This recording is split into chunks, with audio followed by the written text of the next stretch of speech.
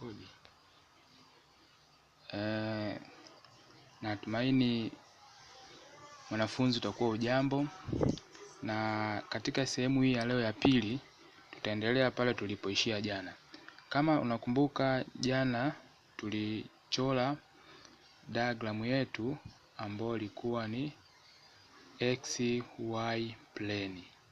This is XY plane, this is Y axis and this is X axis. So kama jana tulivyosema kwamba hii zero hapa au hii herufi O inakuwa inawakilisha hii sehemu tunaiita ni origin. Sasa jana tulisema kwamba hii ni X axis na hii ni Y axis.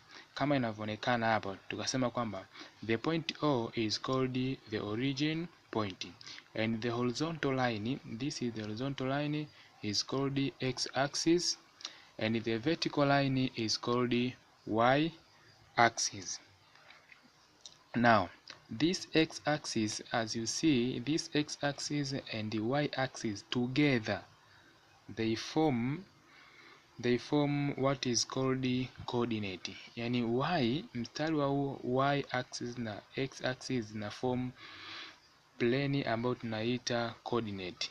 Yani ukichukua X axis and Y axis, they called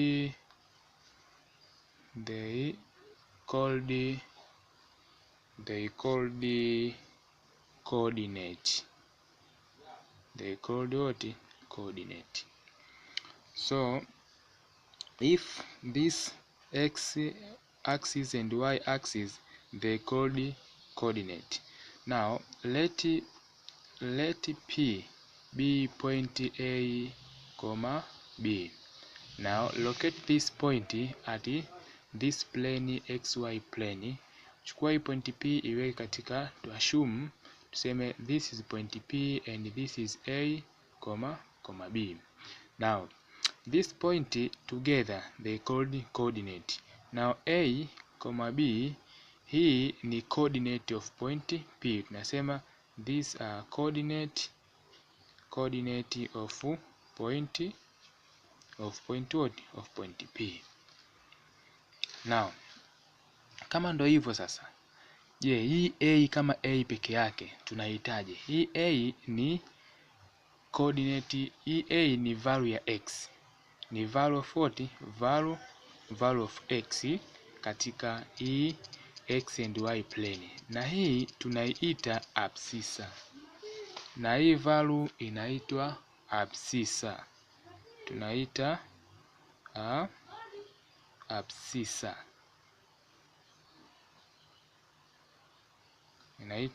Inaitwa abscissa. Kama ndo hivyo basi, na point B tunaita ni value ya nani? Value ya Y. Value of Y tunaita ordinate. So kwa pamoja abscissa na ordinate tunaenda kuform kitu tunachoita coordinate.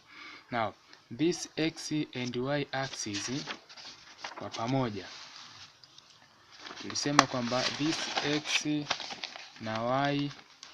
Sasa tukichora hii grafu yetu ambayo inawakilisha, hii ni Y axis na hii hapa ni X axis.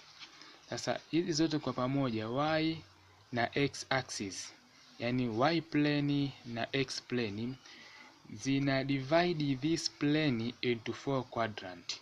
Now this tunaita ni first quadrant, na hii hapa ni quadrant ya pili, na hii hapa itakuwa ni quadrant ya tatu, na hii hapa itakuwa ni quadrant ya 4, na hii hapa ni original point. Kama ni hivyo basi tunasemaje? Tunasema kwamba hivi, hii ni first quadrant this is called what? This is called first quadrant. and this one, the second one is called second quadrant. Hii ni second quadrant, na inayofuata tunaita ni third quadrant. Hii ni third quadrant, na inayofuata hii ambayo ni ya mwisho hapa tunaita ni fourth quadrant. Fourth quadrant.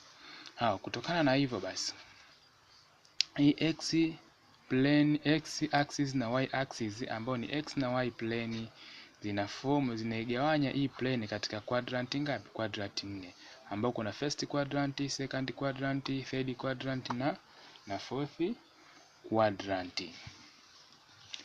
Sasa ngoja tuende kwenye point yetu ambayo tulikuwa tunataka kuifundisha. Sasa point ambayo nilikuwa nataka kuifundisha ni tulikuwa tunataka kuform equation of the straight line. Kwa hiyo tulikuwa sisi tukasome equation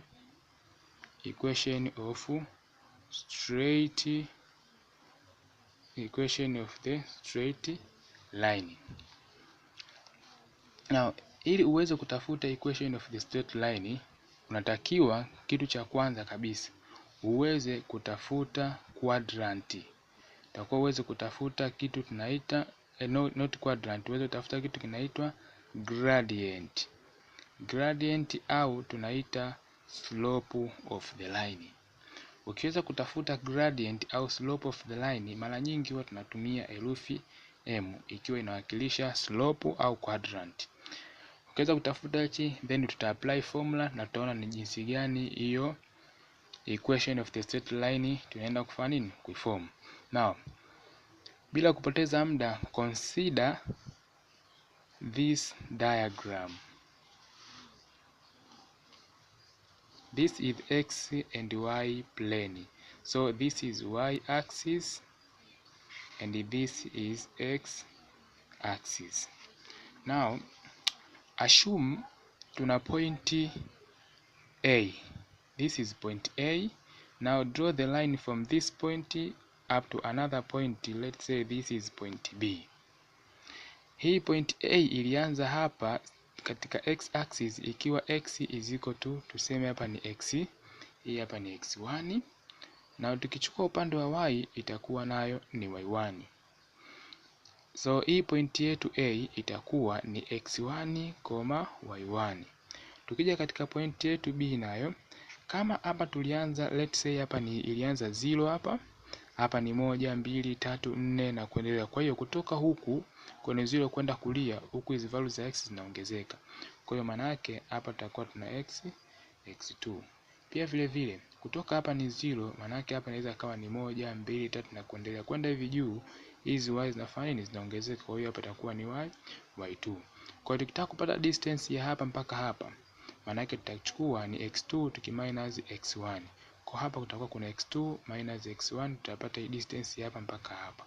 Na distance ya kutoka hapa mpaka hapa ni sasa nikachukua y2 nikiminus y1, nitapata hii distance ya hapa mpaka hapa. Sasa hii distance tunahitaji, hii tunaita ni change in x na hii hapa tutaita ni change in y. Sasa tunapotaka kutafuta hii slope hapa. Hii ni slope kama mwinuko maana yake. Kwa hiyo tunataka tutafute, je, huu mwinuko wetu sisi ni kiasi gani? Now, kama ni hivyo sasa, ili tuweze kupata huu mwinuko hapa, nasema kwamba hiyo gradient ambayo vitabu vingine tunaita ni slope, simbo yake tunayotumia ni m, ni sawasawa tukachukua change in y, tukasema tukachukua change in y tukagawanya kwa change in x. Sasa kama ni change in y over change in x, lakini tulisema hivi kwamba change in y ni sawa sawa na nikachukua y2 nikatoa y1, na change in x ilikuwa sasa nikachukua x2 nikatoa x1.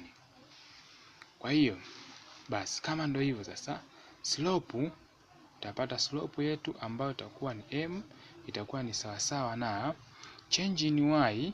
Tutasema hapa itakuwa ni change in y over change in x, ambao kitu hichi ni sawa kabisa na ukiandika change in y ni y2 nikitoa y1, gawanya kwa change in x ni x2 nikitoa x1. Sasa nao kuanzia leo, maana yake equation ya kutafuta slope au gradient of the line au slope of the line ambao ni m itakuwa ni sawa nikichukua y2 minus y1 over x2 nikitoa x1. Now hii ndiyo general equation ya kutafuta slope. Sasa hebu tuone mfano mmoja wapo. Tunafanyaje kuhusu hii tuone mmoja mfano. Tuone mfano mmoja. Na tuone example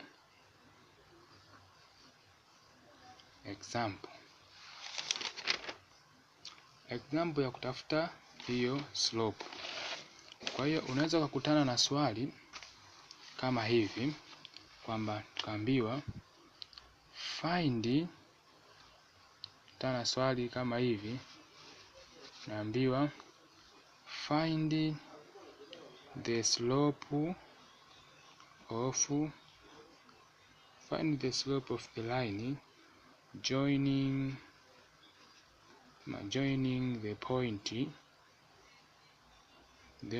the point A which is 4,8 and point B which is 5,-2.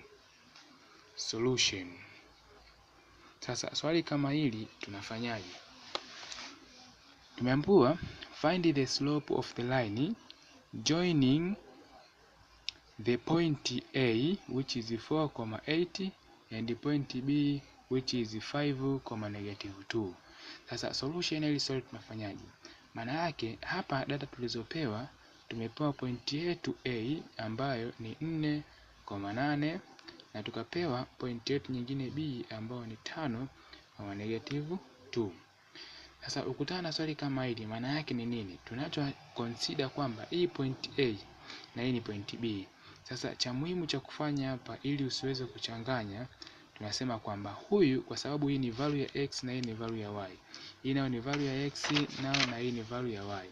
Kwa hiyo sasa ukutana na swali kama hili, tunasema kwamba kwa sababu ni value ya x ni x hii hapa nyingine na hii kuna x mbili. Maana yake huyu hapa atakuwa ni x1 na huyu hapa atakuwa ni y1. Anayefuata atakuwa ni x2 na huyu hapa atakuwa ni y2. Sasa tumeambiwa tutafute gradient na sisi tunajua kama gradient ni sawa na nini. Kwa hiyo tutasema from the formula ambayo tunajua kwamba slope ambayo ni m ilikuwa ni sawa na change in y over change in x.